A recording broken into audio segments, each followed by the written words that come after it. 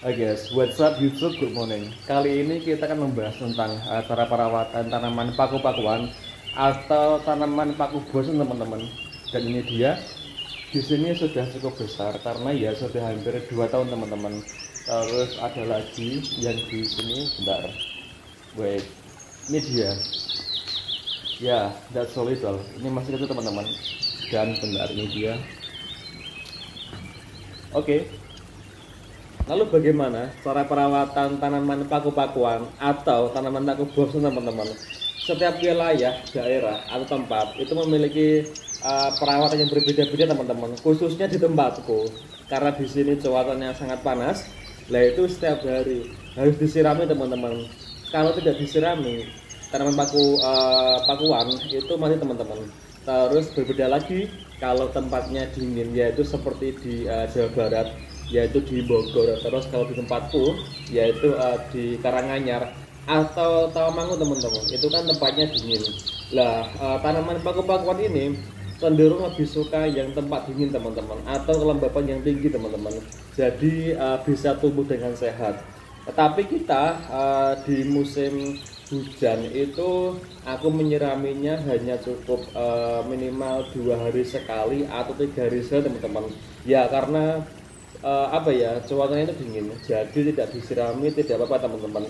Tetapi kalau musim panas, jadi repotnya benar-benar sangat merepotkan. Tetapi kita harus memberikan terbaik untuk alam, dan alam juga akan memberikan terbaik untuk kita teman-teman. Dan setiap hari harus disirami teman-teman. Kalau perlu disirami pagi dan sore, itu sangat bagus teman-teman, sangat rekomendasi.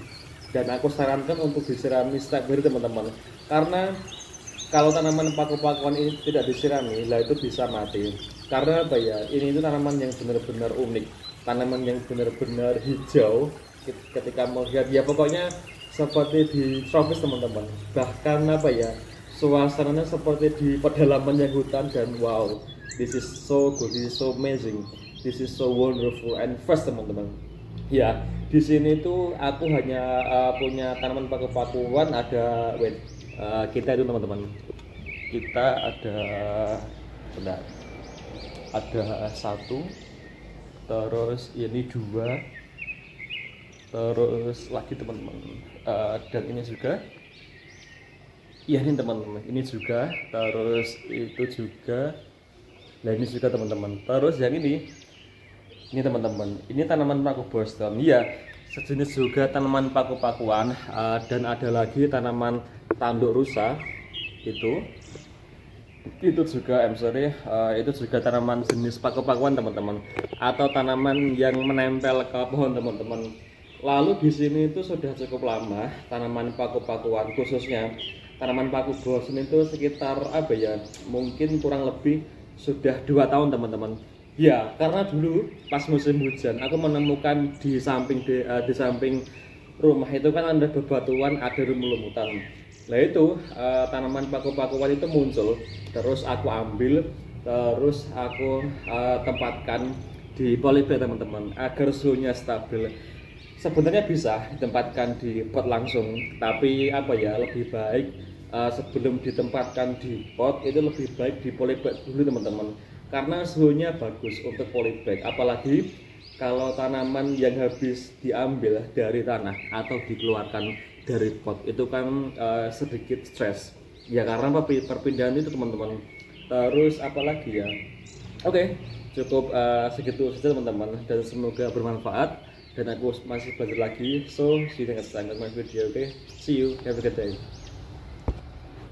Oh my god, you were so beautiful. Ya teman-teman, ini itu salah satu tanaman yang menjadi favoritku.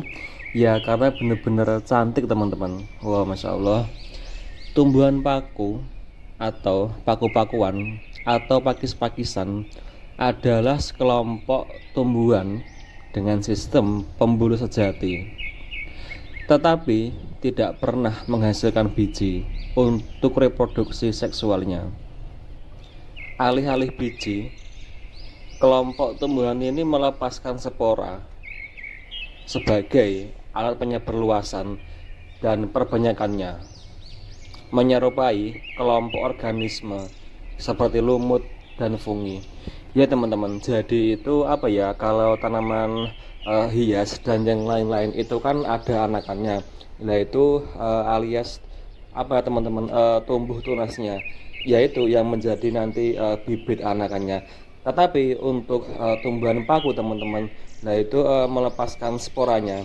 Jadi kalau spora sudah dilepaskan dan nanti berterbangan, entah itu menempel di pohon, terus menempel di lumut dan yang lain-lain teman-teman, yang tempatnya lembab, lah itu nanti akan tumbuh sebagai bibit untuk paku-pakuan teman-teman, atau pakis-pakisan. Ya, jadi itu yang disebut anakannya, yaitu namanya spora teman-teman. Ternyata Tuhan menciptakan berbagai makhluk di dunia ini yang menakjubkan teman-teman. Kalau teman-teman lihat di video sebelumnya, kemarin kita memperbanyak tanaman cocor bebek teman-teman. Lah itu tanaman cocor bebek itu tumbuhnya atau anakannya itu tumbuh di daun teman-teman. Seperti yang kita lihat, kalau tanaman lain anakannya itu kan di dekat batangnya atau di samping-samping batangnya teman-teman. Lah itu kan tumbuh anakannya. Tetapi kalau tanaman cocor bebek ini tumbuhnya di daun. Sedangkan untuk tanaman paku-pakuan, lah ini seperti anakannya itu tidak tumbuh di samping teman-teman, tetapi mereka melepaskan spora kemudian menjadi bibit yang baru teman-teman, atau anakan teman-teman. Tumbuhan paku tersebar di seluruh bagian dunia kecuali daerah bersalju, abadi dan lautan, dengan kecenderungan ditemukan tumbuh di tempat-tempat yang tidak subur untuk pertanian. Total spesies yang diketahui sekitar 12.000 teman-teman, dengan perkiraan 1.300 sampai 3.000 lebih. Spesies diantaranya tumbuh di kawasan Malaysia yang mencakup Indonesia teman-teman. Pemanfaatan tumbuhan paku oleh manusia terbatas. Kebanyakan menjadi tanaman hias, sebagian kecil dimakan sebagai tumbuhan obat atau bahan baku untuk alat bantu kegiatan sehari-hari. Bentuk luar, morfologi tumbuhan paku bermacam-macam teman-teman, sesuai dengan hasil evolusi adaptasinya. Secara umum, pakis dikenal karena daunnya tumbuh dari tunas yang berbentuk ukel, seperti kepala gagang biola atau selo, dan kami orang Jawa menyebutnya melungker teman-teman, atau Circinate Venation dalam bahasa Inggris. Perbedaan tumbuhan paku dari tumbuhan berbiji terlihat dari struktur pembuluh di dalam batang, rimpang atau tangkai entalnya teman-teman.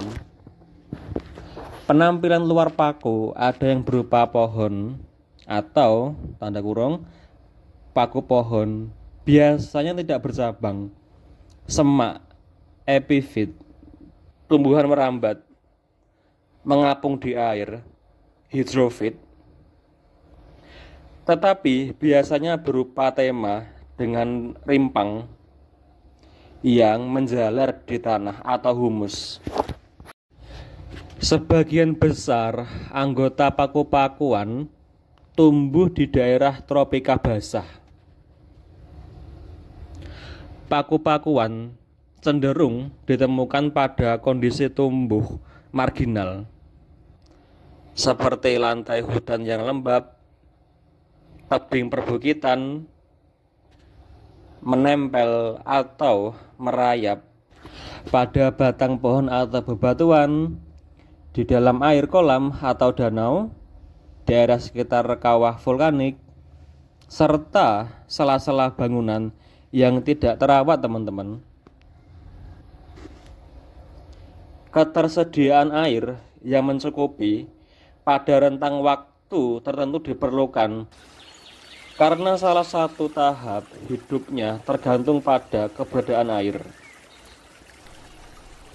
yaitu sebagai media bergeraknya sel-sel sperma menuju sel telur.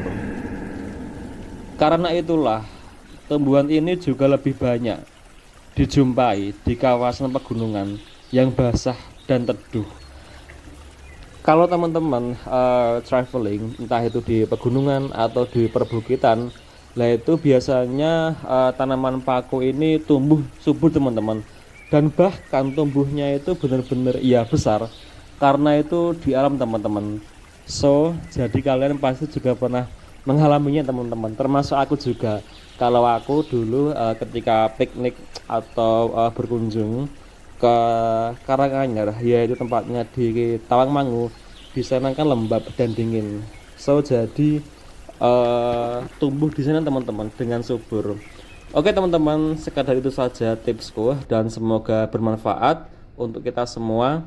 So sampai bertemu di video selanjutnya. See you, have a good day.